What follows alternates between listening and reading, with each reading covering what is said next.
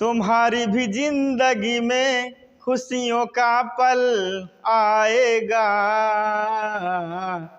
पढ़ोगे तो मिल जाएगा, लिखोगे तो मिल जाएगा। डिवाइन परिवार में आप सभी का हार्दिक स्वागत है।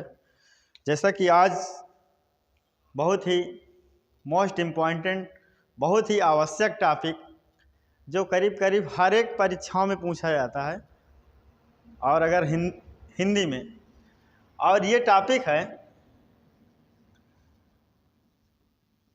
वर्णमाला।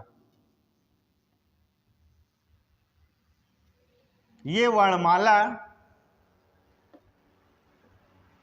वर्ण और फिर बन गया माला। ठीक है, जाहिर है कि अगर ये वर्ण है तो फिर माला भी आ गया। अगर वर्ण माला कहने का मतलब वर्णमाला आया तो अगर चाहे तो संविच्छेद कर दीजिए, चाहे तो ऐसे ले लीजिए, लेकिन जब वर्ण आया तो माला आ गया तो आपको ज्ञात हो जाना चाहिए, दिमाग में तुरंत जो है आपको जो है कंसेप्ट हो जाना चाहिए कि ये जो है वर्णों की माला है। और वर्णों की माला जो है आपको पढ़ना है तो इसमें जो है ये माला कितने प्रकार की है? 52 प्रकार के हैं। इस माला में कितने पुष्प हैं, कितने फूल हैं? वो है 52। कितने हैं? 52। ये वर्णमाला में 52 प्रकार के जो वर्ण है उन्हीं को आपको पढ़ना है, और इसी के आधार पर जो है ये बन गया वर्णमाला। ये बोलचाल की भाषा में है, बोलचाल की भाषा में। उसके बाद जो है इसकी जो है व्याकरणिक परिभाषा है जो करीब करीब हर एक परीक्षाओं में पूछी गई है। कोई ऐसी परीक्षा है नहीं जिसमें पूछी ना गई हो, और एग्जामिनर ने जो है उसने जो है 4 बार उसको घुमा दिया, कईयों बार उसने जो है घुमाया है। तो पहली परिभाषा है लिपि चिन्हों, लिपि चिन्हों। किसी किसी में पूछ लिया है कि लिपि चिन्हों के व्यवस्थित समूह को जो है वर्णमाला कहते हैं। पहली परिभाषा तो एक बन गई, और दूसरी परिभाषा ये है लिपि चिन्हों या वर्णों के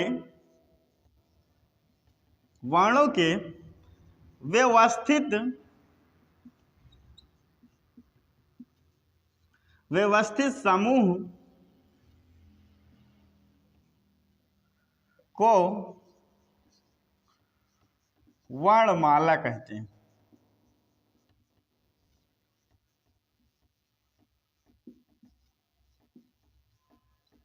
ये एक परिभाषा ये है। किसी किसी में पूछा गया है लिपि चिन्हों के व्यवस्थित समूह को वर्णमाला कहते हैं, किसी किसी में ये पूछ लिया वर्णों के व्यवस्थित समूह को वर्णमाला कहते हैं। एक और परिभाषा जो है उन्होंने बना दिया है, क्या बना दिया है कि वर्णों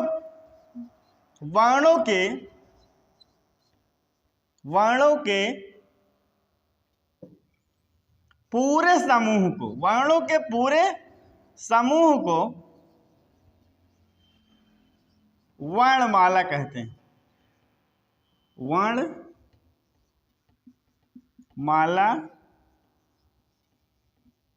कहते हैं। एक परिभाषा और ये बन गई। बहुत सारी किताबों में, बहुत सारी पुस्तकों में, बहुत सारे जो है कंपटीशनों में ऐसा जो है बता दिया गया है। फिर उसके बाद जो है एक और जो है व्यवस्थित समूह को वर्णमाला कहते हैं। इस तरह से जो एक तो ये बन गई परिभाषा, एक ये बन गई, और एक ये बन गई। ये 3 जो है परिभाषा जो है बन गई। ये कईयों बार जो है पूछी गई हैं, बहुत बार जो है कंपटीशन एग्जामों में पूछा गया है। उसके बाद जो है ये वर्ण जो है, ये वर्ण, उसके बाद इसी को जो है हम ध्वनि भी कहते हैं, और इसी को हम जो है अक्षर भी कहते हैं। ये जो है वर्ण, ध्वनि, अक्षर, ये तीनों चीजें जो है एक ही हैं।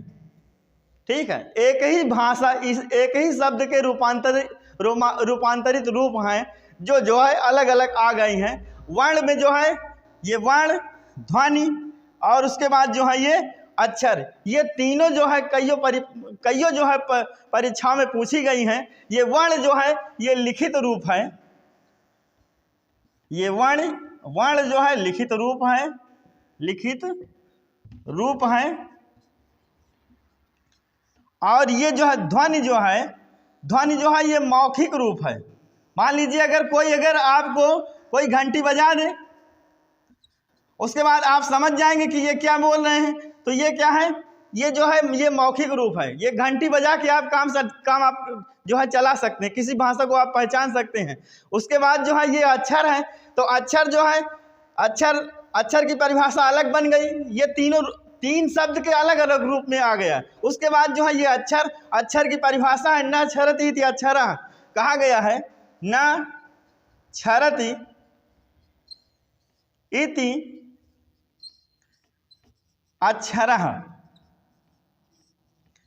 और इसको हिंदी में कहा जाता है जिसका क्षरण ना हो, जिसका विनाश ना हो, उसे हम अक्षर कहते हैं। हिंदी में आप नोट कर लीजिएगा सभी लोग, जिसका क्षरण या विनाश ना हो, विनाश ना हो, उसे अक्षर कहते हैं।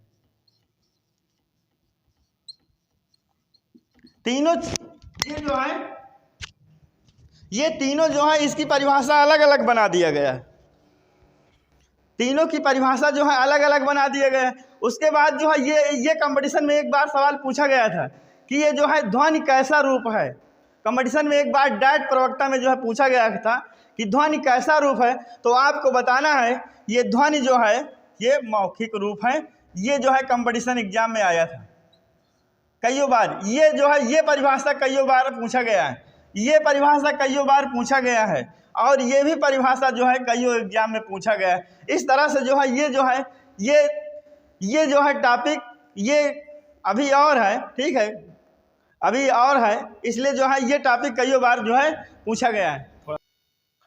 न क्षरति इति अक्षरः, अर्थात जिसका क्षरण ना हो उसे हम अक्षर कहते हैं। उसके बाद जो है व्याकरणिक दृष्टि से एक और परिभाषा बन गई। ये जो वर्ण है, वर्ण की तीन जो है परिभाषा बनी, लेकिन अब ये वर्ण जो है एक सवाल और यहाँ से जो है उठाया गया है।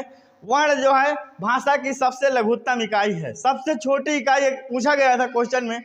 अर्थात अक्षर की सबसे छोटी इकाई या भाषा की सबसे छोटी इकाई क्या है, तो आपको कहना है या चाहे तो ध्वनि बता दीजिए, ठीक है, और आप लिख करके ये जो है वर्ण भी है, ठीक है। लेकिन इससे और बड़ी है, इससे और बड़ी क्या है, ये ध्वनि या वर्ण से और बड़ी क्या है, अक्षर है। अक्षर से और बड़ी क्या है, पद है। पद से और बड़ी क्या है, उपवाक्य है। और उसके बाद जो है इस तरह से जो है, और इसमें आपको बता दें ये भी क्वेश्चन कईयों बार आया है, तो इसलिए जो है आपको बताना है निश्चित है। भाषा की सार्थक इकाई, भाषा की सार्थक इकाई, सार्थक इकाई क्या है, वाक्य है। और वाक्य की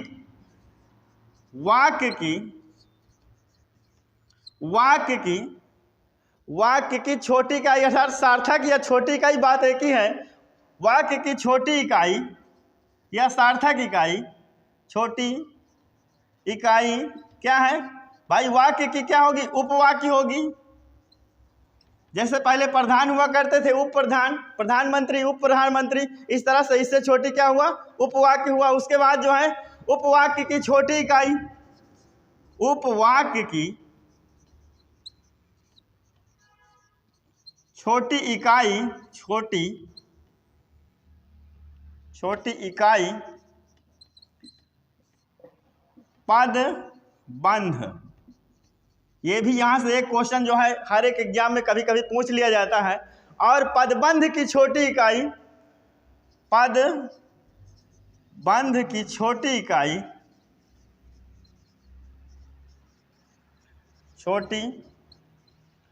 पदबंध की छोटी इकाई, इसको भी आप लोग नोट करते चलिएगा। शब्द है, चाहे तो आप पद भी कह सकते हैं, ठीक है। उसके बाद जो है शब्द आ गया, अर्थात पद आ गया। पद की छोटी इकाई जो है अक्षर है। पद की छोटी इकाई अक्षर। ठीक है, अक्षर की छोटी इकाई, अक्षर की छोटी, अक्षर की छोटी इकाई ध्वनि या वर्ण, ऐसा भी आप कह सकते हैं। अक्षर की छोटी इकाई, छोटी इकाई, चाहे तो आप ध्वनि कह सकते हैं और चाहे तो आप वर्ण कह सकते हैं।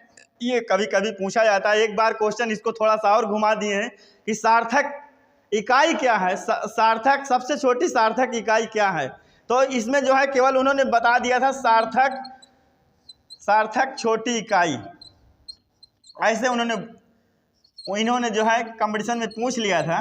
तो सार्थक की सार्थक इकाई, सार्थक छोटी इकाई जो है वर्ण है।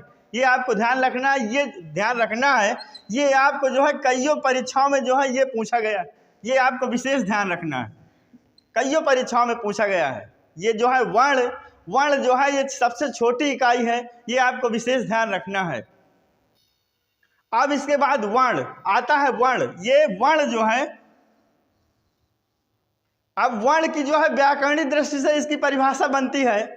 क्या बनती है? हम मुख से जिन ध्वनियों का उच्चारण करते हैं उन्हें वर्ण कहते हैं। हम मुख से जिन ध्वनियों का उच्चारण करते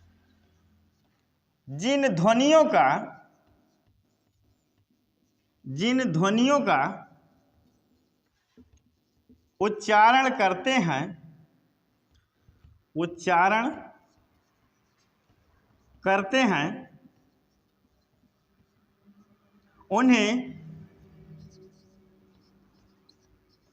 उन्हें वर्ण कहते हैं। ये जो है व्याकरणिक दृष्टि से वर्ण की परिभाषा बन गई। ठीक है, फिर उसके बाद जो है कहा गया है अक्षर या वर्ण। ये जो चाहे तो आप इसको अक्षर भी कह सकते हैं, वर्ण भी कह सकते हैं, दोनों एक है। ध्वनि भी कह सकते हैं, लेकिन अलग अलग जब इसका रूपांतरण हो गया तो अलग अलग इसकी परिभाषा भी हो गई। जब परिभाषा हो गई तो उसके बाद जो है ये समानार्थी शब्द बन गए। समानार्थी शब्द बन गए तो इन्होंने जो है कह दिया कि हम मुख से जिन ध्वनियों का उच्चारण करते हैं उन्हें वर्ण कहते हैं। लेकिन किंतु परंतु में आप क्वेश्चन फंस कैसे गया? आप लेकिन, यहाँ पर लेकिन और बढ़ा लीजिए, किंतु परंतु, जहाँ पर लेकिन किंतु परंतु आ जाए तो जान लीजिए कि वहाँ पर कुछ ना कुछ जो है गड़बड़ है। तो आप गड़बड़ है तो वर्ण या अक्षर, अब आगे और बढ़ाते हैं, वर्ण या अक्षर समानार्थी शब्द हैं। समानार्थी शब्द हैं। वर्ण या अक्षर समानार्थी शब्द हैं, इसलिए वर्ण दो प्रकार के होते हैं। वर्ण समानार्थी शब्द हैं, इसलिए वर्ण दो प्रकार के होते हैं। ठीक है, अब यहीं से एक बार जो है एग्जामिनर ने जो है क्वेश्चन उठा लिया था। उन्होंने जो है ये पूछ लिया कि ध्वनियों के कितने भेद हैं, ध्वनि कितने प्रकार की होती है हिंदी में। तो ध्वनि कितनी प्रकार की, एग्जामिनर ने बहुत उसने जो है दिमाग को घुमा दिया या बच्चों को घुमा दिया या अपना दिमाग लगा दिया। उसने पूछा कि ध्वनियाँ कितने प्रकार की होती हैं। तो ध्वनियाँ जो है दो प्रकार की होती। कितने प्रकार की होती हैं? दो प्रकार की होती हैं। ठीक है, ये क्वेश्चन आप लोग नोट कर लीजिए। ये जो है डायरेक्ट प्रवक्ता में पूछा गया था, ध्वनियाँ कितने प्रकार की होती, तो आपको दो प्रकार की होती। इसी तरह से इस शब्द है वर्ण दो प्रकार के होते हैं। वर्ण दो प्रकार के होते हैं, यहाँ से क्वेश्चन जो है उठाया था। और दो प्रकार के होते हैं, नंबर एक है स्वर और नंबर दो है व्यंजन। ये जो है अब स्वर और व्यंजन इन दोनों को भी पढ़ना है। ठीक है, अब स्वर और व्यंजन को भी जो है पढ़ना है। अब आपको पढ़ना है स्वर अब स्वर जो है, यहां से एक क्वेश्चन उन्होंने उठा लिया था डायट प्रवक्ता में, ये स्वर जितने भी होते हैं वे जो है अल्प प्राण होते हैं, अल्प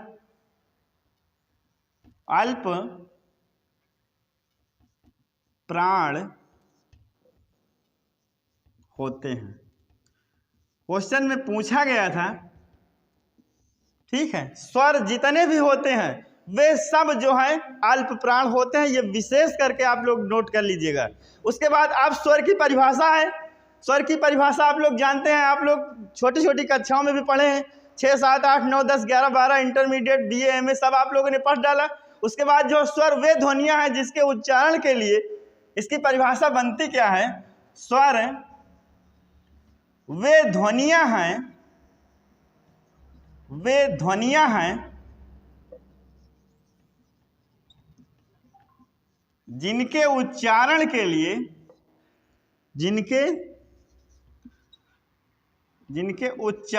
लिए किसी, यूं कह दीजिए कि दूसरे की आवश्यकता पड़ती नहीं, यूं कह दीजिए कि किसी दूसरे वर्ण की आवश्यकता नहीं पड़ती, किसी दूसरे वर्ण की आवश्यकता नहीं पड़ती। ठीक है, ये एक परिभाषा बन गई। ठीक है, और दूसरी भी परिभाषा जान लीजिएगा। दूसरी परिभाषा ये है, स्वतंत्र रूप से बोले जाने वर्ण जो है स्वर कहलाते हैं। जो स्वतंत्र रूप से, इसकी दूसरी परिभाषा ये है, स्वतंत्र रूप से बोले जाने वाले वर्ण स्वर कहलाते हैं। स्वतंत्र रूप से बोले जाने वाले वर्ण स्वर कहलाते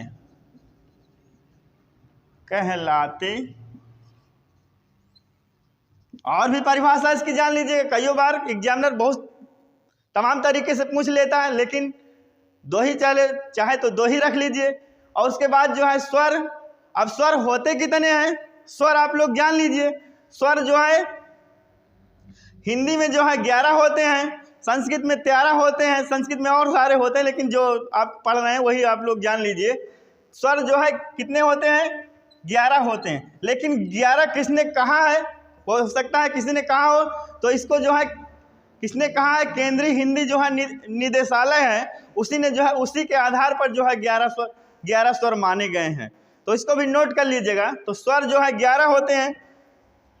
स्वर आप लोग नोट कर लीजिए, जैसे आ, ई, उ,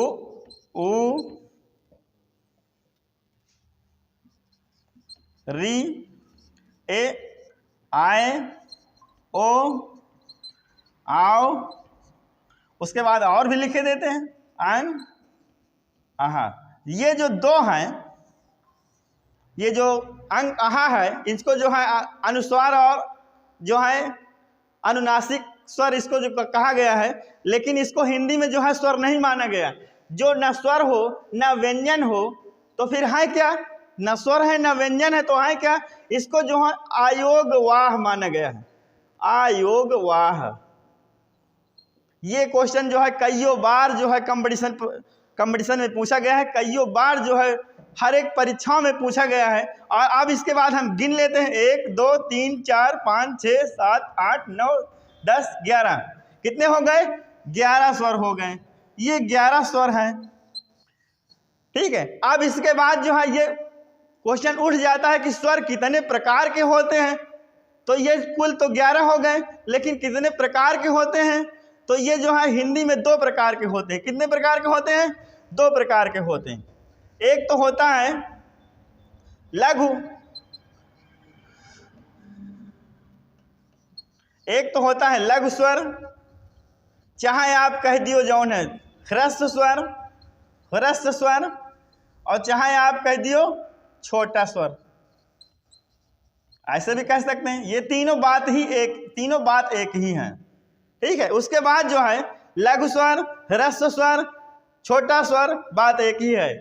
अब इसमें से लघु कौन है? एक ये है, एक ये है, और एक ये है, और एक ये है। कितनी संख्या है इनकी?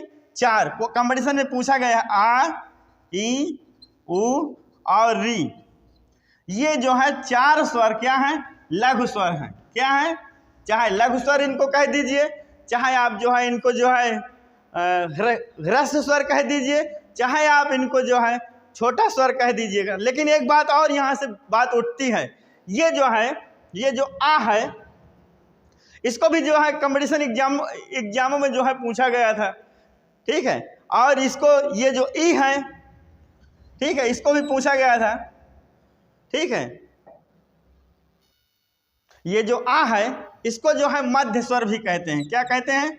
कईयों बार जो है एग्जाम में आया है। और ये जो ई है, ये भी जो है कईयों बार एग्जाम में आया है, ये कंपटीशन एग्जाम में, ये आप जान लीजिए।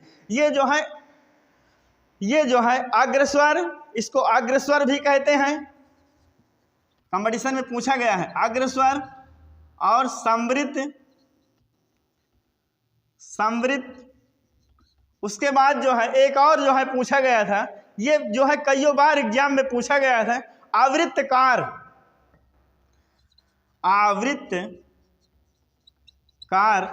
क्या है? ध्वनि है, ठीक है। ये कईयों बार ये एग्जाम में जो है पूछा गया था, इसको भी आप नोट कर लीजिए। ये जो छोटे स्वर हैं, अर्थात लघु स्वर, ह्रस्व स्वर, छोटा स्वर, ये 4 होते हैं। लेकिन 4 में ये जो है थोड़ा थोड़ा और जान लीजिए। ये मध्य स्वर, ये जो आ है छोटा वाला, इसको मध्य स्वर कहते हैं। और ये जो ई है, इसको अग्र स्वर, समृद्ध, कामा लगा दीजिए, या आवृत्तकार ध्वनि है। ये भी जो है एग्जाम में जो है पूछा गया है।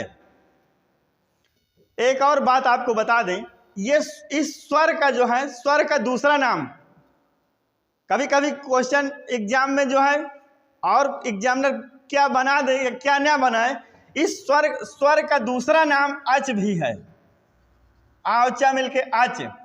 कभी कभी एग्जाम में पूछते हैं कि स्वर का दूसरा नाम क्या है, तो आपको बताना है अच। अच क्या है? ये अच जो है प्रत्याहार है, और इस प्रत्याहार के अंतर्गत जो है सभी स्वर आते हैं, इसलिए जो है स्वर का दूसरा नाम अच भी है, ठीक है। उसके बाद जो है अब ह्रस्व स्वर हो गया। ह्रस्व स्वर के बाद जो है, उसके बाद जो है दीर्घ स्वर आता है। दीर्घ स्वर, ठीक। अब दीर्घ स्वर जब वो जो है 4 हो गए, तो ये भी जान लीजिए जब 11 है तो कितने बचे? आ, ई, उ, ए, आए, ओ, आओ। 1 2 3 4 5 6 7, कितने हो गए? 7। और उधर कितने थे? 4। तो 7 4 मिला करके कितने हो गए? 11। तो स्वर कितने हो गए? 11, ठीक है। उसके बाद जो है एक और जो है संस्कृत में एक श्लोक है, इसको अगर जिसको कंठस्थ हो जाए वो तो अच्छा है, ना कंठस्थ हो कोई बात नहीं। तो उसमें कहा गया है, एक मात्रो भवेत हास्यो, एक मात्रो भवेत, एक मात्रो भवेत ह्रस्वो, द्विमात्रो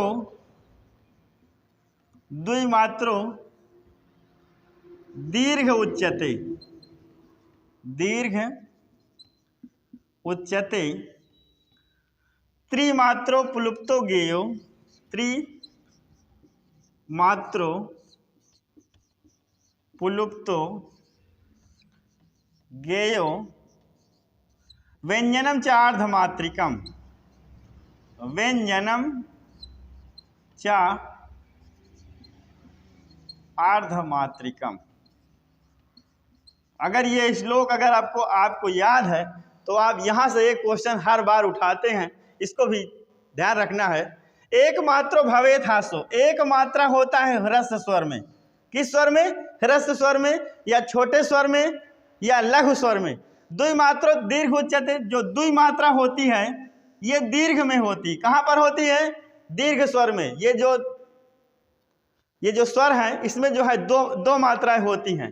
त्रिमात्र प्लुप्तो गेयो, ये जो है हिंदी में नहीं है, हिंदी भाषा में नहीं है, हिंदी व्याकरण में नहीं है, लेकिन फिर भी जान लीजिएगा ये जो कोया ऐसे लिखा रहता है, ये जो ये वाला है पोर्शन, इसको पुलुप्त स्वर कहते हैं, पुलुप्त स्वर। या ऐसे भी लिखा होता है ओम, ओम ऐसे भी लिखा हो, या जहाँ पर 3 लिखा होता है उसको आप लोग जो है ये पुलुप्त स्वर है। कभी कभी आप लोग भोजपुरी भाषा में ऐसे लिखा रहता है, ये पुलुप्त स्वर है। तो यहाँ पर जो है 3 मात्राएं होती हैं, ठीक है। त्रिमात्रो पुलुप्तो गेयो, 3 मात्रा कहाँ पर होती है? पुलुप्त स्वर में होती है। उसके बाद जो है व्यंजनम च अर्धमात्रिकम, व्यंजन में जो है व्यंजन चाहे जो हो, अगर हलंत युक्त अगर व्यंजन है तो वहाँ पर जो है आधा मात्रा होता है, ये आप लोग निश्चित जान लीजिएगा। व्यंजनम च अर्धमात्रिकम, कोई भी व्यंजन हो अगर ऐसे लिखा है तो उसमें आप जान लीजिएगा कि इसमें जो है कितनी मात्रा है? आधा मात्रा इसमें जो है। एक क्वेश्चन इसमें से छूट रहा था, इसको हम कहा बता दें। ये जो है जैसे आ है, आ, ई, उ, ए, आए, ठीक है, ओ, आओ, ठीक है, अन, आहा, ठीक है। चाहे तो री भी रख लीजिए, ठीक है। तो ये जो है जैसे आ है, आ की मात्रा, छोटी की मात्रा, बड़ी की मात्रा, ऊ की मात्रा, बड़े की मात्रा, ए की मात्रा, आय की मात्रा, ओ की मात्रा और आओ की मात्रा। उसके बाद अंकहा तो है ही नहीं, लेकिन फिर भी लिख दीजिए अंकहा, और ये री है। ये जो लिखा हुआ है ये पूछा गया था, इसको जो है क्या कहा जाएगा? ये क्वेश्चन जो है डाक प्रवक्ता में पूछा गया था, इसको क्या कहा जाएगा ये आप लोग जान लीजिए। देवनागरी लिपि में जो है, हिंदी की भाषा, हिंदी की लिपि क्या है? देवनागरी है। क्या है? देवनागरी,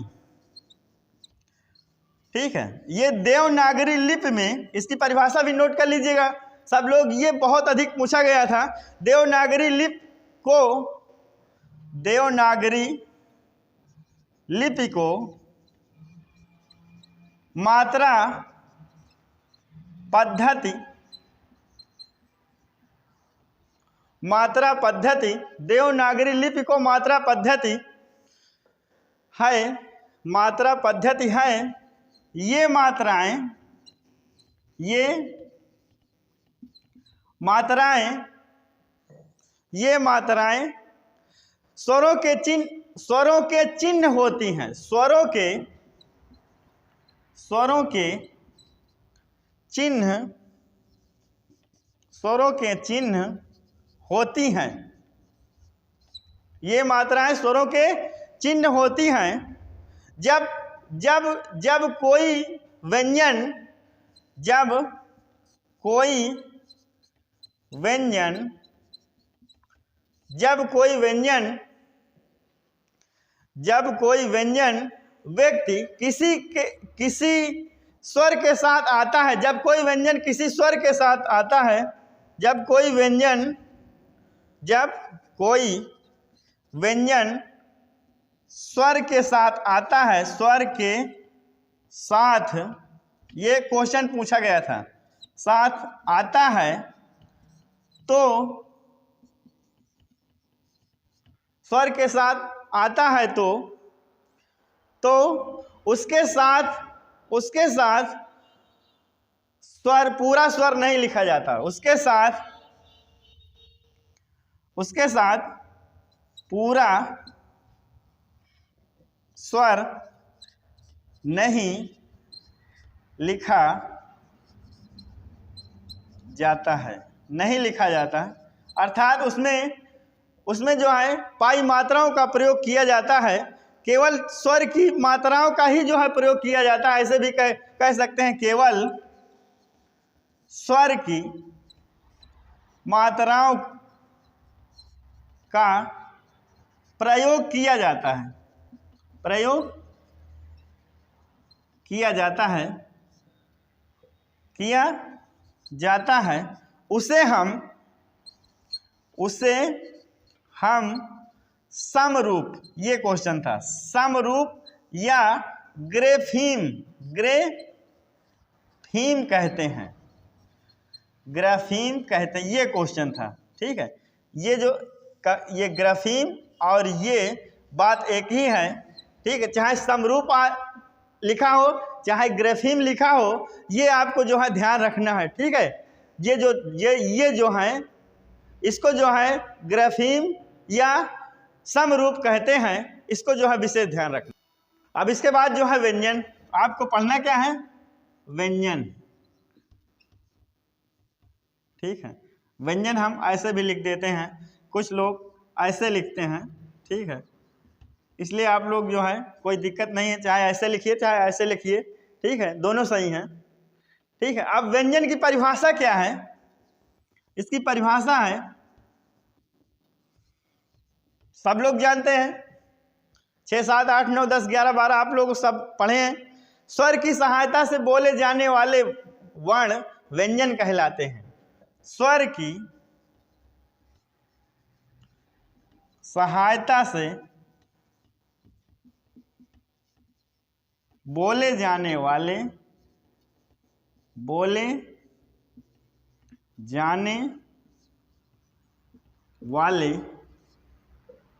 स्वर की सहायता से बोले जाने वाले व्यंजन वर्ण व्यंजन कहलाते हैं। ठीक है, एक और परिभाषा जान लेते हैं। ये तो पहली परिभाषा हो गई, दूसरी परिभाषा हम जान लेते हैं। ठीक है, उसके बाद जो है दूसरी परिभाषा है, जो स्वतंत्र रूप से न बोले जा सकें, जो स्वतंत्र रूप से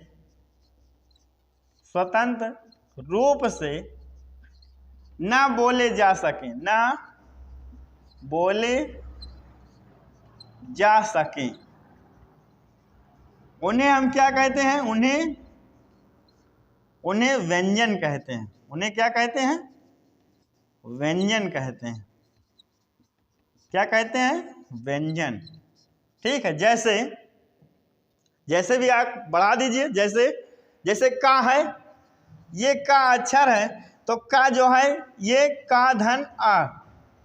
ठीक है, का जो अक्षर है ये का और आ मिलकर बना है, तब जो है का बना है। जैसे खा है तो खा जो है खा धन आ, तब जाके मिलकर बना है। अर्थात इसमें जो है 2 अक्षर हैं, ये जो है स्वतंत्र रूप से नहीं बोले जा सकते, ये स्वतंत्र रूप से बोले जा सकते हैं। और ये जो है जब का में आ मिलेगा तभी जो है जब पूर्ण होगा। ठीक है, उसके बाद जैसे गा है, गा तो क्या होगा, गा धन आ।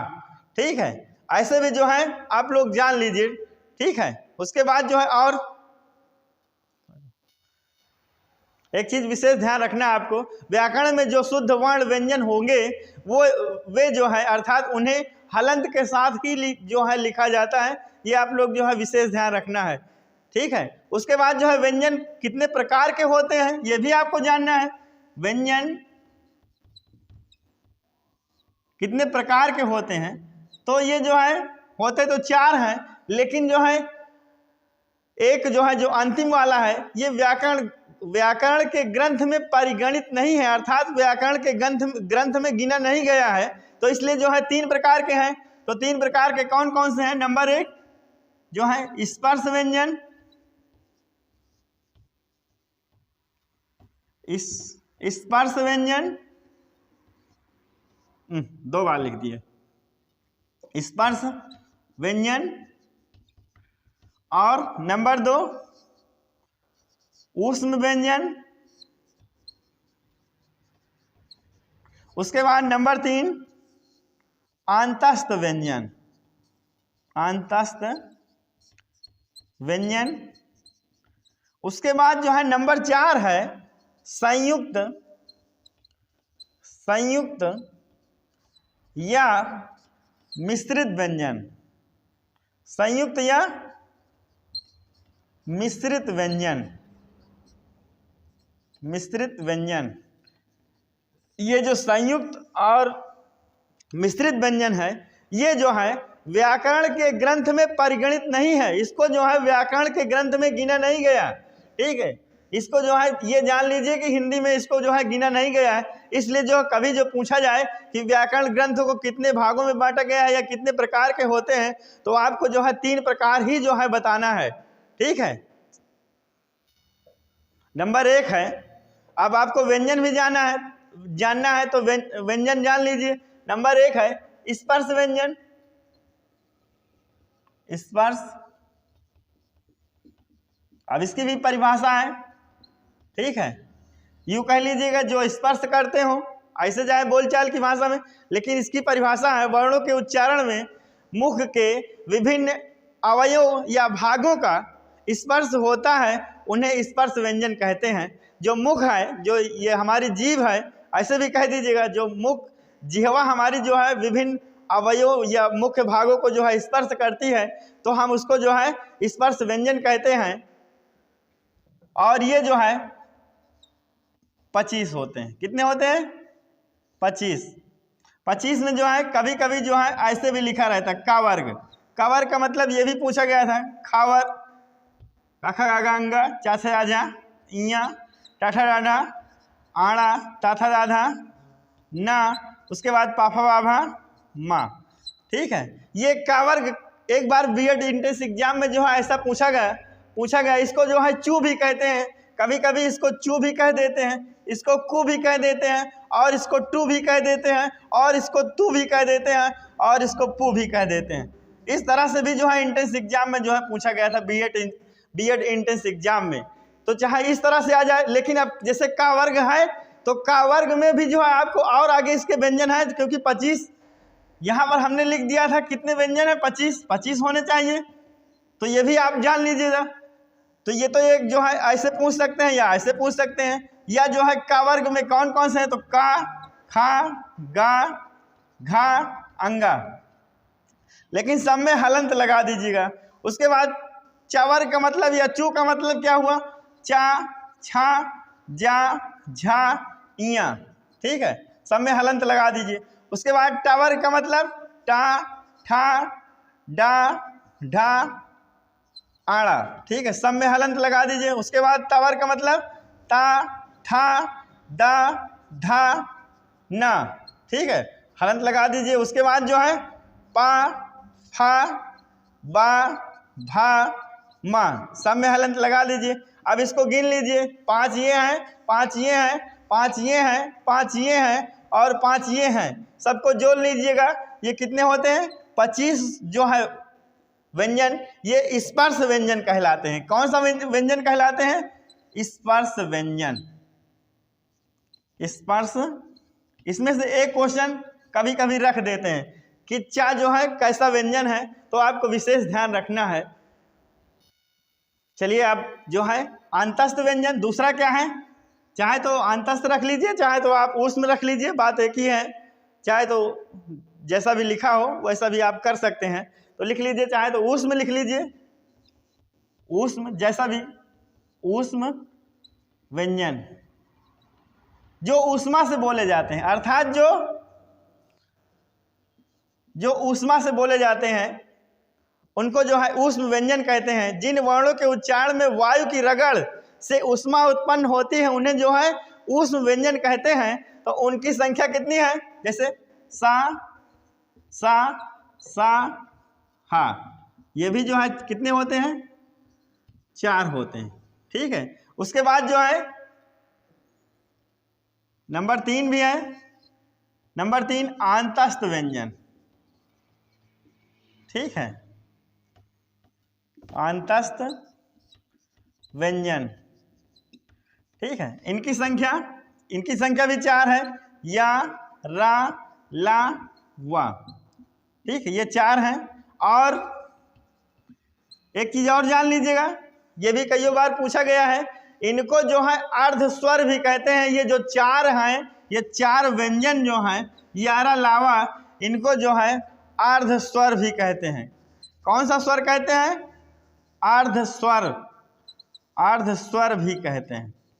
कंपटीशन एग्जाम में कई बार जो है पूछा गया, ये विशेष ध्यान रखने की बात है। आपको इसको जो है ध्यान रखना है। इसके बाद है मिश्रित व्यंजन। नंबर 4, ये जो मिश्रित व्यंजन है ये व्याकरण के ग्रंथ में ये परिगणित नहीं है। मिश्रित व्यंजन या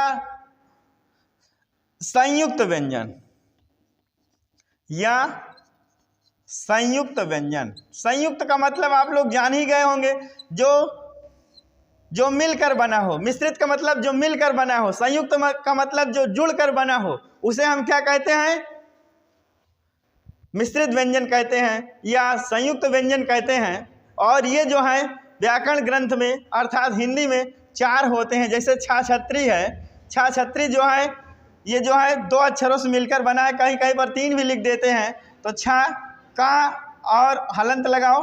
हाँ, एक चीज़ और, जो लोग हिंदी टाइपिंग करते हैं मोबाइल में उनके लिए जो है विशेष है, ये जो छाछत्री अगर आपको बनाना है तो आप पहले का लिखेंगे, फिर उसके बाद हलंत लगाएंगे, फिर उसके बाद खटकोड़ वाला सा लिखेंगे, ठीक है। और किसी किसी में किताब में जो है ऐसे भी लिखा है, तो इसको भी मान सकते हैं। तो क्या बनेगा? छाछत्री। लेकिन हिंदी टाइपिंग मोबाइल में जो है का लिखेंगे और हलंत लगाएंगे, उसके बाद जो है आप सा लिखेंगे तो छा से छत्री जो है आपको जो है खटाक से जो है मिल जाएगा, ठीक है। अगर आ लिखो या चाहे ना लिखो, ये भी जो है किसी जो है एग्जाम में जो है 3 चीज़ पूछ लेते हैं। तो आप लोग इसमें विचलित नहीं होना है, आपको विशेष ध्यान रखना है। चाहे तो 2 भी लिख सकते हैं, 3 भी लिख सकते हैं, आ सब में लगता है, ठीक है। इसको जो है विशेष ध्यान देना है। छाछत्री, उसके बाद तिरछूल, ठीक है। इसमें जो है ता हलंत लगाएंगे, फिर उसके बाद रा लिखेंगे, फिर उसके बाद अपनी तरफ से लिख दीजिए, चाहे ना लिखें कोई दिक्कत नहीं है, अपना ही लिखेंगे तो भी जो है बन जाएगा ता से त्रिशूल। उसके बाद ज्ञा ज्ञानी, ठीक है। ज्ञा ज्ञानी आपको लिखना है तो क्या लिखेंगे? पहले आप जा लिखेंगे, फिर हलंत लगाएंगे, फिर उसके बाद जो है इया लिखेंगे, ठीक है। तो आपको क्या बन जाएगा? ज्ञा से ज्ञानी। एक और है, एक है श्रृंगार वाला, जो है श्रृंगार वाला सा। इसमें जो है क्या करेंगे? पहले सा बनाएंगे सलीफा वाला, फिर हलंत लगाएंगे, फिर उसके बाद सा, और उसके बाद जो क्या लिखेंगे? सा और रा, तो क्या बन जाएगा? स्रा, ठीक है। ये जो है 4। इसमें एक और क्वेश्चन जो है उन्होंने उठा लिया था कि ये जो सा है ये मिश्रित व्यंजन है कि नहीं। एक क्वेश्चन जो है कंपटीशन एग्जामों में जो है उठा लिया गया है, लेकिन होते कितने हैं? 4। ये नहीं है, ठीक है। आपको विशेष ध्यान रखना है, ये विशेष करके। चलिए, ये था जो है वर्णमाला। अब कितने हो गए? अब सबको जोड़ लीजिए, आप लोग पूरा जोड़ लीजिए। जैसे स्वर कितने हैं? 11, ठीक है। और व्यंजन कितने हैं? व्यंजन आप लोग जोड़ लीजिएगा। उधर 4 जो है काट दीजिएगा, 33। उसके बाद द्विगुणित या उत्क्षिप्त व्यंजन, उत्क्षिप्त व्यंजन, ठीक। कई ठाई हुआ थी? 2 ठाई हुआ थी, ठीक है। कौन कौन? डा और ढा, ठीक। इसको जो है विशेष ध्यान रखना है, ये कंपटीशन एग्जामों में पूछा गया। उत्क्षिप्त व्यंजन या द्विगुणित व्यंजन, इसके 2 नाम है, चाहे द्विगुणित कहो चाहे उत्क्षिप्त कहो। कई ठाई हुआ थी? 2 ठाई हुआ थी, ठीक है। उसके बाद जो है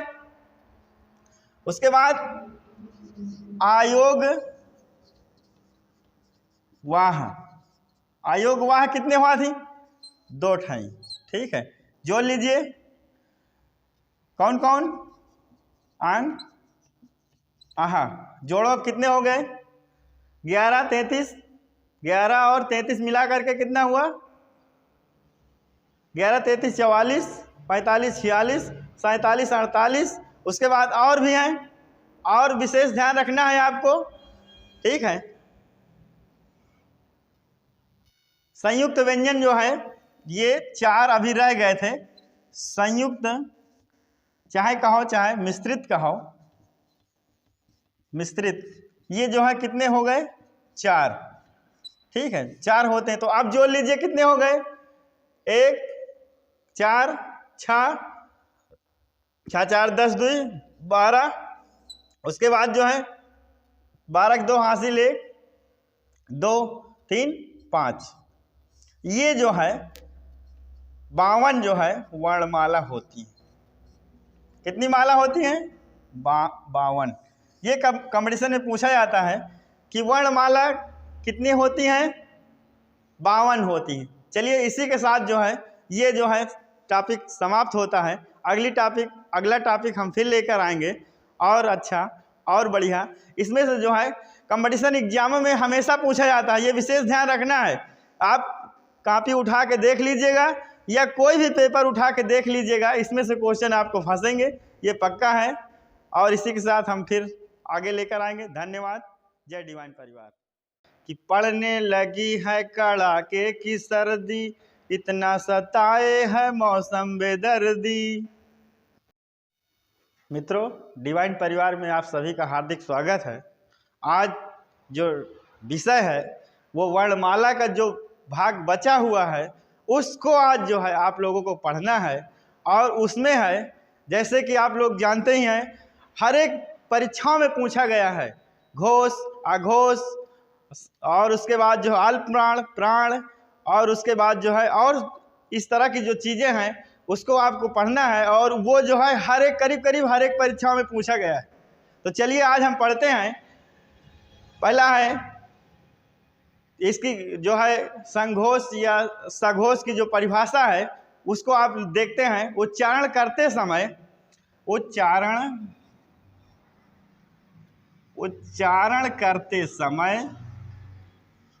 उच्चारण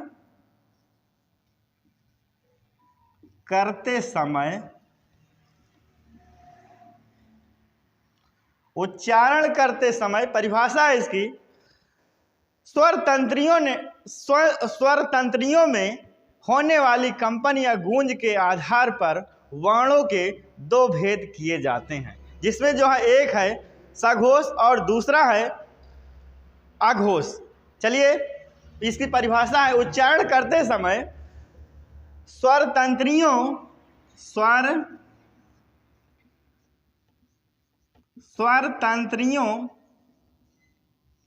इसकी परिभाषा नोट कर ली, कभी कभी पूछा जाता है। स्वर तंत्रियों में होने वाली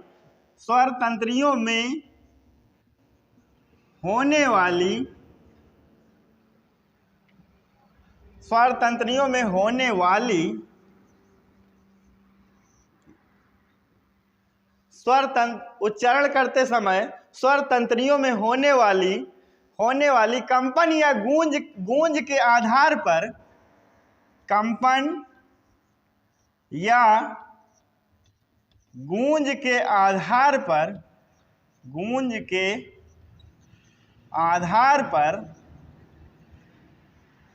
गूंज के आधार पर वर्णों के 2 भेद किए जाते हैं। वर्णों के 2 भेद किए जाते हैं। 2 भेद किए जाते हैं। नंबर 1 है किए जाते हैं, या 2 भाग किए जाते हैं, या 2 भेद किए जाते हैं, या 2 प्रकार के हैं। किसी तरह आप लोग जो है जिस तरह आप समझे उस तरह से है। नंबर 1 है सघोष वर्ण। इसकी परिभाषा है, सघोष वर्ण की परिभाषा है, जिन वर्णों के उच्चारण में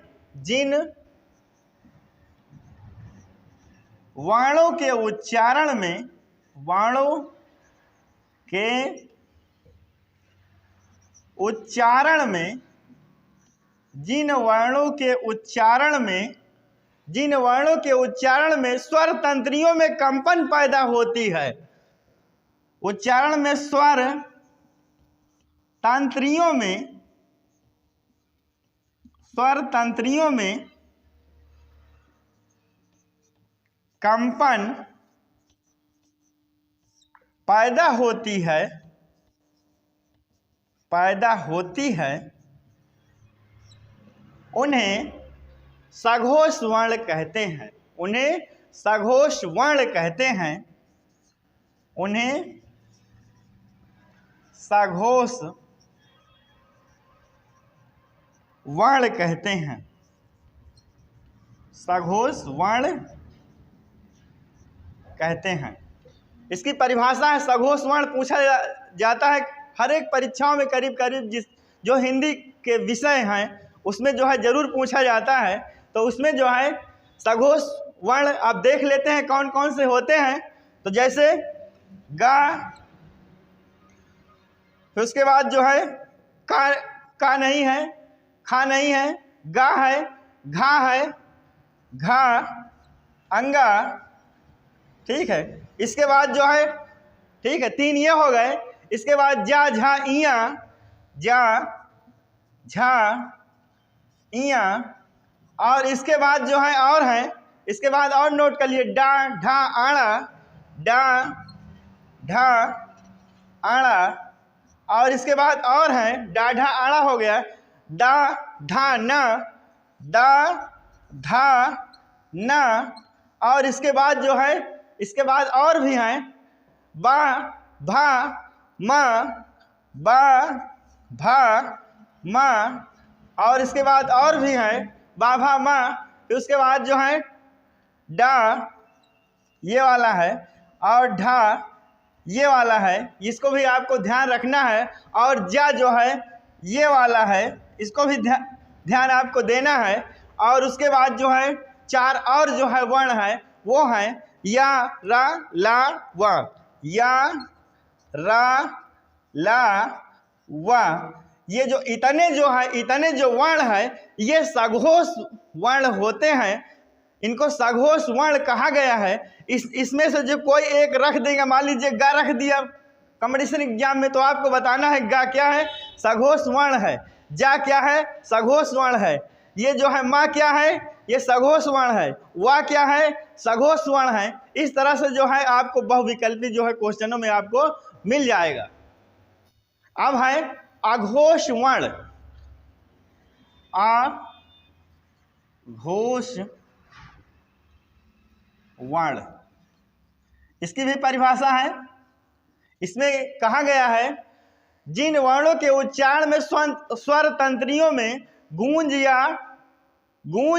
उत्पन्न होती है, उन्हें अघोष वर्ण कहते हैं। इसकी परिभाषा नोट कर लेते हैं, आप लोग भी नोट कर लीजिए। जिन वर्णों के उच्चारण में, जिन वर्णों के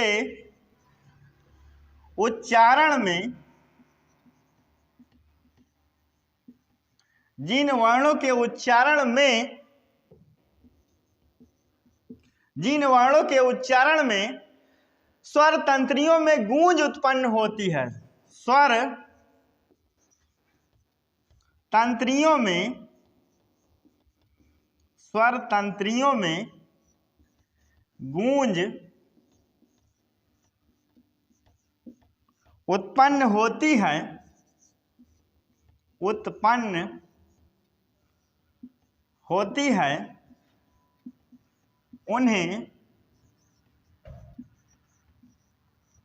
उन्हें अघोष वर्ण कहते हैं। अघोष वर्ण कहते हैं।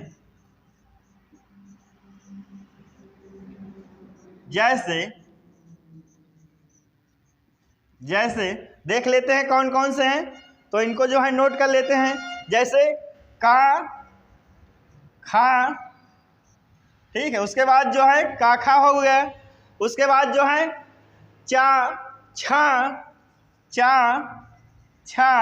उसके बाद जो है, उसके बाद और है टा, ठा, टा, ठा।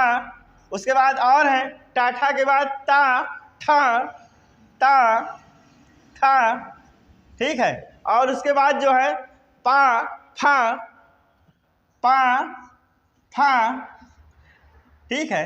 और उसके बाद और है शा, शा, सा, हा। उसके बाद सा,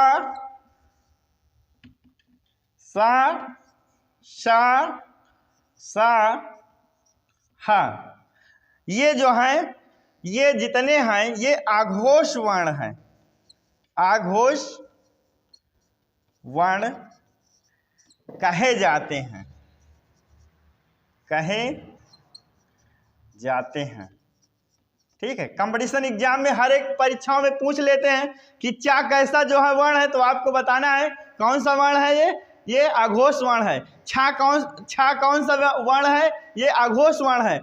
पा कौन सा वर्ण है, ये आघोष वर्ण है। इस तरह से जो है ये जितने भी जो है वर्ण हैं, ये सब जो है आघोष वर्ण हैं। ठीक है, और चलते हैं आगे। अब चलते हैं अल्प प्राण और महाप्राण से भी जो है पूछा गया है क्वेश्चन। तो इसके बाद इसके पहले जो है परिभाषा है, श्वास की मात्रा के आधार पर व्यंजनों को दो भागों में बांटा गया है। कंपटीशन एग्जाम में पूछा जाता है कि श्वास की मात्रा के आधार पर कितने व्यंजन होते हैं, तो आपको जो है बताना है दो प्रकार के होते हैं, अल्प प्राण और महाप्राण। ठीक है, ये कईयों बार जो है क्वेश्चन पूछा गया है। ठीक है, बहुत सारी परीक्षाओं में पूछा गया है, डाइट प्रवक्ता में पूछा गया है और टीजीटी पीजीटी में पूछा गया है।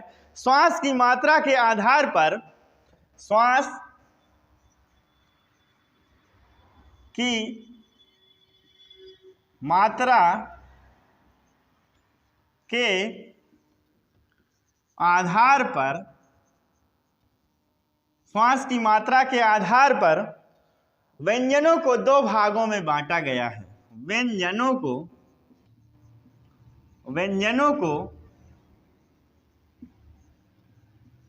दो भागों में बांटा गया है, अर्थात दो प्रकार के होते हैं, दो भागों में बांटा गया है, दो भागों में बांटा गया है, बांटा गया है। ठीक है, नंबर एक है अल्प प्राण, अल्प प्राण, चाहे तो आप वर्ण भी कह सकते हैं, अल्प प्राण वर्ण या व्यंजन। ठीक है, अल्प प्राण, तो अल्प प्राण में जो है इसकी भी परिभाषा है, कहा गया है जिन वर्णों के उच्चारण में, जिन वर्णों के उच्चारण में, जिन वर्णों के उच्चारण में, जिन वर्णों के उच्चारण में, परिभाषा आप लोग समझते जाइए, जिन वर्णों के उच्चारण में वायु की मात्रा कम निकलती है, वायु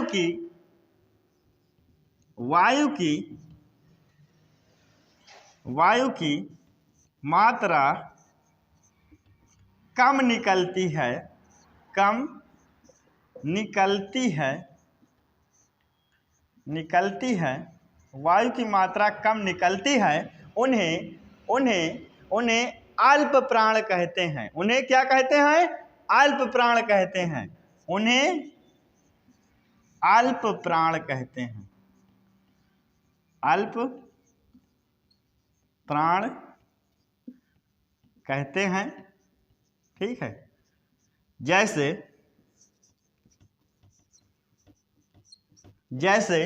जैसे आप लोग ध्यान देना है, जैसे क्या है, का, गा, अंगा।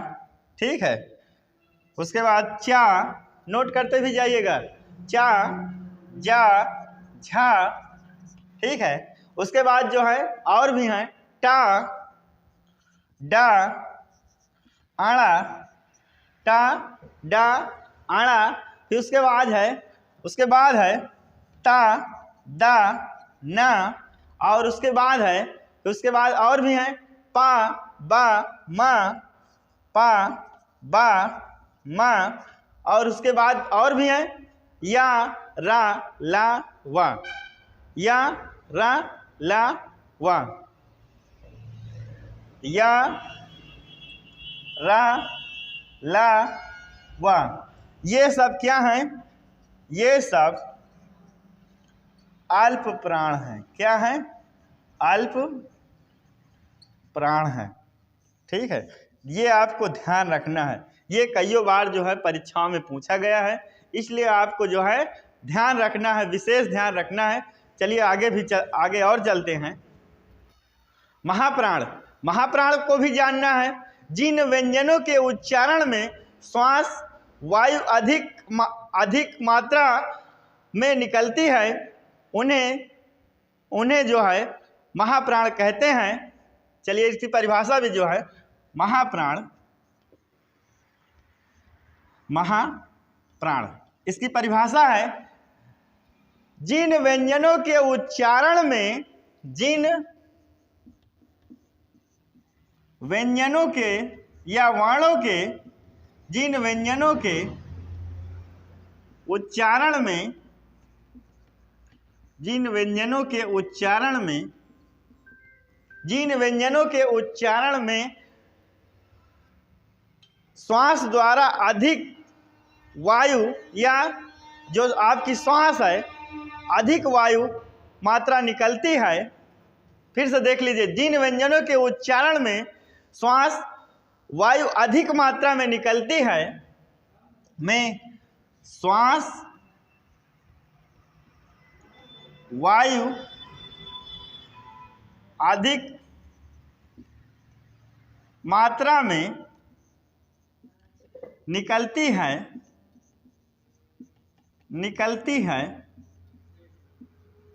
ठीक है, उन्हें महाप्राण कहते हैं। महाप्राण कहते हैं, ठीक है। अब इनको भी देख लेते हैं। जैसे आप लोग जो है जानते ही हैं, नहीं जानते तो जान लीजिए क्योंकि इसमें से पूछा गया है। जैसे खा है, खा, घा, खा, घा, छा, छा, झा, छा, झा, उसके बाद ठा, ढा, ढा, ठा, ढा, एक ये वाला भी है, ठीक है, ढा, ध्यान रखना है आपको। उसके बाद ठा, ढा, ठा, ढा, ठीक है, नोट करते जाइएगा। उसके बाद है भा, भा, फा, भा, और उसके बाद है सा, शा, शा, हा, सा, सा, सा, हा, सा, सा, सा, हा। इन्हें जो है क्या कहते हैं? इन्हें महाप्राण कहते हैं। इन्हें महाप्राण कहते हैं। हाँ मित्रों, ये कुछ क्वेश्चन जो है पूछे गए हैं कंपटीशन एग्जामों में, बहुत अधिक इसमें से पूछा गया है क्योंकि ये जो है बहुत सारी किताबों में है नहीं और बहुत सारी किताबों में है। तो चलिए इसको हम जान लेते हैं। जिह्वा के आधार पर अर्थात जीभ के आधार पर स्वरों के 3 भेद होते हैं और वे जो 3 भेद हैं अग्रस्वर। ये पूछा गया है कई बार जो है कंपटीशन एग्जामों में पूछा गया है। अग्रस्वर ई और इसी को जो है समृद्ध स्वर कहते हैं। उसके बाद ए है, इसको जो है अर्ध समृद्ध स्वर कहते हैं, और बड़ा ए है, इसको जो है अर्ध विवृत स्वर कहते हैं। उसके बाद जो है मध्य स्वर। मध्य स्वर ये जो है डायट प्रवक्ता में पूछा गया है कि जीभ के आधार पर अर्थात जीभ के आधार पर स्वरों के कितने भेद होते हैं, और उसमें से ये क्वेश्चन जो है रखा था।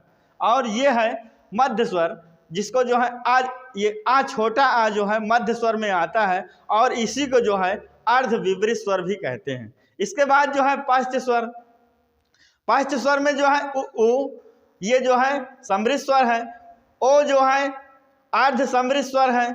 आ औ ये जो है अर्ध विवृत स्वर है, और ये बड़ा आ विवृत स्वर है। इसी के आधार पर जो है और है जिह्वा के ऊंचाई के आधार पर अर्थात जीभ के ऊंचाई के आधार पर जो है ये 4 स्वर और हैं, और ये हैं 4 स्वर समृद्ध, अर्ध समृद्ध, विवृत और अर्ध विवृत। और इस तरह से ओंठों की आकृति के आधार पर अर्थात ओंठ जो है ओंठ कैसे चलते हैं आपके, इसकी आकृति के आधार पर जो है ये भी स्वर बताया गया है। ओंठों के आकृति के आधार पर वृत्ताकार, इसको गोलित स्वर भी कहते हैं, इसको गोलित स्वर भी जो है कहते हैं। और गोलित स्वर के अंतर्गत उ, बड़ा उ, ओ, आओ और ओ में जो है ऊपर बिंदी भी लगी है। और दूसरा है अवृत्ताकार, इसमें जो है आगोलित स्वर, इसको आगोलित स्वर भी कहा गया है। आ, ई, ए, आए, ये जो है ये इतने स्वर जो है ये कंपटीशन एग्जाम में अब जो है वर्तमान समय में बहुत पूछे जाते हैं, क्योंकि जो है बहुत ऐसे जो है बहुत सारी किताबों में नहीं छपा, इसलिए इसको जो है पढ़ाना पड़ा। और चलिए हम आगे वीडियो में फिर आपको लेकर आएंगे। अच्छा जो है पक्का पूछा गया है, चलिए और पढ़ाना था और आपको जो है अगली क्लास में देंगे। और ये वर्णमाला का जो है सेकंड पार्ट है यार, ये जो है दूसरा भाग है, आवश्यक चीज़ है, इसलिए हम कोई भी जो है चीज़ नहीं छोड़ेंगे, इसलिए जो है आपको इतना ही जो है दिया जा रहा है। तब तक के लिए धन्यवाद। डिवाइन इंस्टीट्यूट के यूट्यूब चैनल पे आप सभी का हार्दिक स्वागत है। जैसा कि आप लोगों को पता है कि हिंदी में जो है विराम चिन्हों का बहुत बड़ा महत्व है, और आप लोग भी जो है बचपन में लिखा करते थे और लिखते लिखते बोलते थे गुरुजी की पूर्ण विराम, आगे लिखो पूर्ण विराम, इस तरह के जो है शब्द बचपन में गुरुजी बोला करते थे। आज उन्हीं चिन्हों का महत्व जो है प्रतियोगी परीक्षाओं में हुआ है, और इन प्रतियोगी परीक्षाओं में जो है 1 नंबर का क्वेश्चन जो है ज़रूर पूछा जाता है। और चलिए आज हम उसी को देखते हैं। हिंदी में प्रयुक्त होने वाले विराम चिन्ह, जैसे अल्प विराम है तो अल्प विराम किस तरह लगाया जाता है, ये है। दूसरा है अर्ध विराम, अर्ध विराम को भी हम लोग जाना करते हैं, लेकिन फिर भी जान लीजिए, नोट कर लीजिए, कॉपी में ये चिन्हों को नोट कर लीजिए, क्योंकि ये जो है चिन्ह बराबर पूछे गए हैं, बराबर आते हैं और आते रहेंगे, ये भी है। तो दूसरा है अर्ध विराम, ये ऐसे लगा है और ऊपर बिंदी लगी है। और तीसरा है उपविराम, उपविराम जैसे विसर्ग की तरह जो है चिन्ह लगाया गया है, और ये जो है इस तरह का है। अगला है पूर्ण विराम, पूर्ण विराम आम आदमी भी जानता है, हर व्यक्ति जानता है, इसलिए जो है पूर्ण विराम का चिन्ह इस तरह है। प्रश्नवाचक चिन्ह, प्रश्नवाचक चिन्ह को भी हम लोग जाना करते हैं, लेकिन फिर भी जो है कॉपी में अपने नोट कर लीजिएगा, इस तरह का जो है प्रश्नवाचक चिन्ह है। अगला है नंबर 6 विस्मय आदि बोधक, इसके जो है 2 नाम हैं, विस्मय आदि बोधक या आश्चर्य चिन्ह। आश्चर्य चिन्ह भी इसको जो है कभी कभी कह देते हैं, इस तरह का जो है आश्चर्य चिन्ह है। उसके बाद निदेशक डैश चिन्ह, निदेशक डैश चिन्ह को जी आप लोग देख लीजिए, लोग बात बोल देते हैं ना कि डैश लगाओ फिर आगे लिखो, तो ये जो है डैश चिन्ह है। डैश चिन्ह को जो है इसी तरह जो है हम इस तरह से हम दर्शा देते हैं, जानते हैं। अगला है कोष्टक, कोष्टक जो है 3 प्रकार के होते हैं, छोटा कोष्टक, मंझला कोष्टक और उसके बाद जो है बड़ा कोष्टक। तो छोटा कोष्टक इस तरह का है और बड़ा कोष्टक इस तरह का है, उसके बाद जो है मंझला कोष्टक इस तरह का है। अगला है हंस पद तुष्ट विराम, हंस पद भी कहते हैं, तुष्ट विराम भी कहते हैं, तुष्ट बोधक चिन्ह भी कहते हैं। अर्थात ये जो है तीनों नाम एक ही हैं, चाहे हंस विराम कहो, चाहे जो है तुष्ट विराम कहो, चाहे त्रुटि बोधक चिन्ह कहो, तो ये जो है इस तरह का लगता है, इस तरह का। नंबर 9 पे है। और नंबर 10 पे जो है विवरण चिन्ह है, तो विवरण चिन्ह इस तरह लगता है, ये आप लोग देख लीजिए और कॉपी में नोट कर लीजिए। अगला है पाद चिन्ह, पाद चिन्ह जो है इस तरह लगता है, ये 2 कोष्टक है और ये जो है इस तरह का जो है पाद चिन्ह लगता है। अगला है लाघव चिन्ह, इसी को जो है संक्षेप चिन्ह भी कहते हैं। क्या कहते हैं? संक्षेप चिन्ह। तो ये जो है लाघव चिन्ह जो है इस तरह का बनता है, 0 टाइप होता है, और इसको जो है इसका प्रयोग हम लोग भी करते हैं, जैसे डॉक्टर लिख देते हैं, डॉक्टर में जो है बिंदी ये जो है गोला लगा देते हैं, बस यही है। अगला है अंग्रेजी में, इसको जो है लाघव चिन्ह इस तरह का होता है, अंग्रेजी भाषा में इस तरह का होता है, ध्यान रखिएगा। नंबर 13 है पुनरोक्ति सूचक चिन्ह, पुनरोक्ति सूचक चिन्ह जो है इस तरह का है, आप लोग जो है इसको विशेष ध्यान दीजिएगा। पुनरोक्ति सूचक इस तरह का है और ये जो है पूछा गया है। अगला है 14 नंबर, उदाहरण या अवतरण चिन्ह। चाहे उदाहरण चिन्ह का हो और चाहे जो है अवतरण चिन्ह का हो, बात एक है। तो इस तरह से जो है इसका जो है प्रयोग किया गया है। ये दो प्रकार से पूछा गया है, दो प्रकार से माना गया है। अगला है दोहरा उदाहरण चिन्ह। ये उदाहरण चिन्ह अवतरण उदाहरण चिन्ह दो तरह का होता है। नंबर 1 है दोहरा उदाहरण चिन्ह, ये इस तरह का होता है। उसके बाद जो है एकहरा उदाहरण चिन्ह इस तरह का होता है। ठीक है, इसको जो है बना लीजिएगा। अगला है नंबर 15 जो है योजक चिन्ह। योजक आप लोग जानते हैं, कईयों परीक्षाओं में जो है आप लोग दिया है और उसको जो है समझा है, जाना है, ये है योजक चिन्ह। अगला है लोप चिन्ह। लोप चिन्ह जो है इस तरह का जो है बनाया गया है। ठीक है, ये जो है पूरा लोप चिन्ह है। नंबर 17 है विकल्प चिन्ह। विकल्प चिन्ह में जो है तिरछी हम रेखा खींच देते हैं। ये जो तिरछी रेखा है इसी को हम खींच देते हैं और इसी से हम जो है विकल्प चिन्ह जान जाते हैं। ठीक है। अगला है तुल्यता। तुल्यता सूचक, जब जहाँ पर समानता आ जाए, तुल्यता आ जाए, तो वहाँ जान जाना कि जो है ये दो रेखाएं हैं, दो रेखाएं बराबर मानी गई हैं, इसी को जो है तुल्यता कहा गया है। अगला है टीका सूचक या तारक चिन्ह या फुट नोट चिन्ह। इसको जो है कईयों नामों से कहा गया है। टीका सूचक चाहे कहो, चाहे तारक चिन्ह कहो, चाहे फुट नोट का हो, ये जो है 3 नामों से जाना गया है। ये इस तरह से जो है माना गया है। अगला है नंबर 20 है समाप्ति सूचक।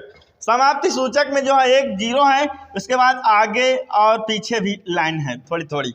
अगला है दीर्घ उच्चारण। दीर्घ उच्चारण ये पुलुप्त स्वर की तरह है, इसको भी जान लीजिए। दीर्घ उच्चारण दीर्घ की तरह यस टाइप है, इसको भी इसका चिन्ह जो है जान लीजिए। अगला है पाद बिंदु। पाद बिंदु नंबर 22 पे जो है पाद बिंदु का प्रयोग जो है इस तरह से किया गया है। ये भी चिन्ह जो है नोट कर लीजिए। और उसके बाद सब जानने के बाद ये जो है कामता प्रसाद गुरु ने जो है मात्र जो है 20 जो है चिन्ह माने हैं।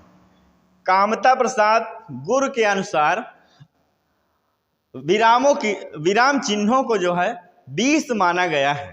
ठीक है, चलिए आज जो है आज के लिए इतना ही, और इसको आप लोग कॉपी में नोट कर लीजिएगा, समझ लीजिएगा। ये 1 नंबर का क्वेश्चन निश्चित ही आता है।